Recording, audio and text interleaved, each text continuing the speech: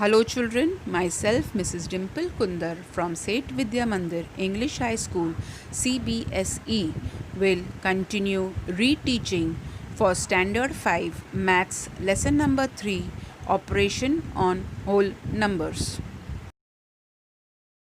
We continue the division of large numbers. Important points on and terms. Division is repeated subtraction.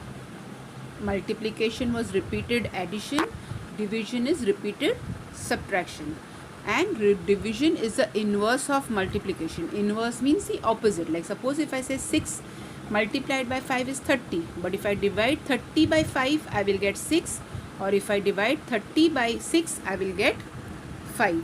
So inverse, when I multiply here and I divide here, it becomes inverse multiplication. Okay, and there is a relation between the dividend, divisor, quotient and remainder. When you divide, the number to be divided is called the dividend. The number which is being divided by which you are dividing is the divisor. The answer you get is a quotient and then the remainder. So dividend is always equal to divisor into quotient plus remainder. You should remember this formula, and we have done sums on that also. Two properties of multiplication, there are properties of division also. If you divide a number by 1, the quotient is the number itself. So when you multiply any number by 1, you get the same answer. Similarly, when you divide the number by 1, you will get the same answer. Like 4572 divided by 1, you will get 4572 itself. If we divide a number by the number itself, the quotient will be 1. Like suppose if I say 356 divided by 356, my quotient or my answer will be 1. Okay, then division by of a number by 0 is meaningless. Means if you say a number is divided by 0, it will have no meaning, because 0 has no value. But if 0 is divided by the number, it gives a quotient 0. Like suppose if I say 45 divided by 0, it doesn't have a meaning because 0 doesn't have a value. But if I say 0 divided by 35, the answer will be 0, because when you're dividing, 35 has a numerical value. As I had taught multiplication by tens, hundreds, thousands, you just add the zeros. But now division for tens, hundreds, thousand, you have to see the place values. When a number is divided by 10, the digit in the ones place is the remainder. Like 456. So 456, this is ones place, tens and hundreds. So tens has 1 0, so I break up one place. So 45 will be my quotient and 6 will be my remainder. I have to see the number of zeros and get the answer. Similarly, when it is divided by 100, the numbers in the tens and ones place will be the remainder. Like 4562 divided by 100, 100 has 2 zeros, so I cut the number after 2 places. So 45 will be my quotient and 62 will be my remainder, the numbers in the ones and tens place. Similarly, for thousands place, the numbers in the ones, tens and hundreds place will be the remainder. Like 4562 divided by 1000, 3 zeros, so I cut the number, so my quotient will be 4 and the remainder will be 562. So whenever you are dividing a numbers by tens, hundreds, thousands, 10,000s, you can just cut the number according to the number of zeros, and the first part will be your quotient and the remaining part will be your remainder. I hope you are understanding. I'll show you one example of a division of large numbers. 65792 divided by 269.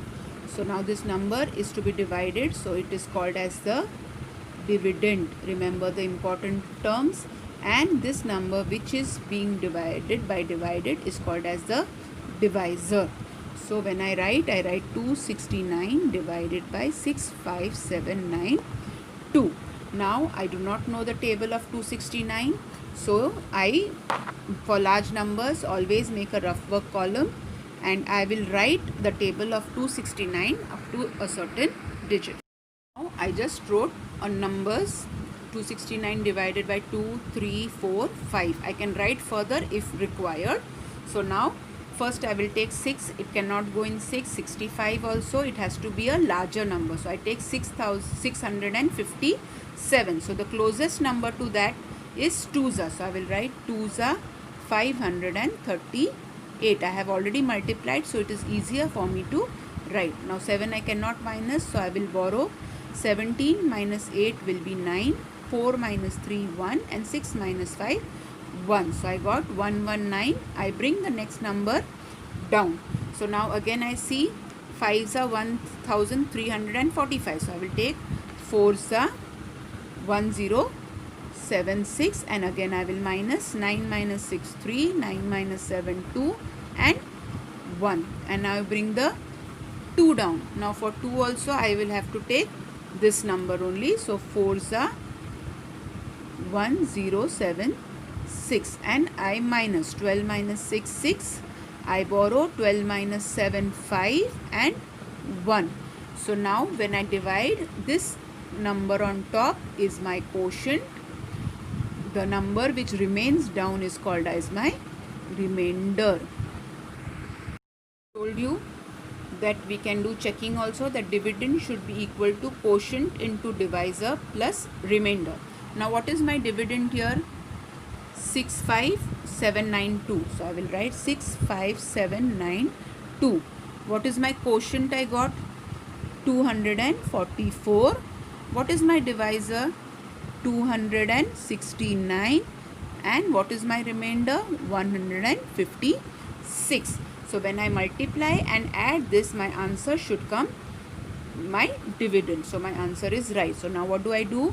244 multiplied by 269. 9 4s are 36, carry 3.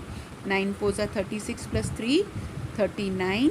9 2s are 18 plus 3, 21. Then I have to multiply by 6 in the tens place, so I put a 0. 6 4s are 24, carry 2.